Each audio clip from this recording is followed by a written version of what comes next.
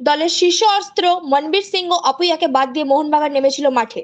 প্রথম একাদশে দলের শীর্ষ খেলোয়াড় অনুপস্থিত থাকায় অ্যাওয়ে ম্যাচে মোহনবাগান পরাজিত। আইএসএল সেমিফাইনালের প্রথম লেগে শুভাশিস বসুরা দুরন্ত লড়াই করলেও জয় তাদের হাতছাড়া।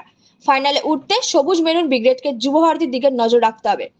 কোচ মলিনা জামশেদপুরে আইএসএল কাপ জয়ের লক্ষ্যে প্রস্তুতি নিয়েছেন বলে জানান। তবে অ্যাওয়ে ম্যাচে সবুজ মেরুন ব্রিগেডকে চ্যালেঞ্জ করা সহজ হবে না। প্রথম থেকেই খালিদ জামিলের ছাত্ররা লিগ শিল্ড জয়ীদের সাথেই টক্কর দিয়েছিল।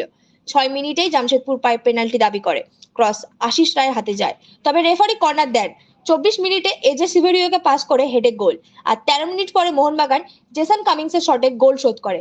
সংযুক্ত সময়ে জামশেদপুরের গোলে মোহনবাগান পরাজিত। কোচ মলিনা সন্তুষ্ট। ফিরতি লেগে সবুজ মেরুন ব্রিগেড নতুন রূপ নেবে।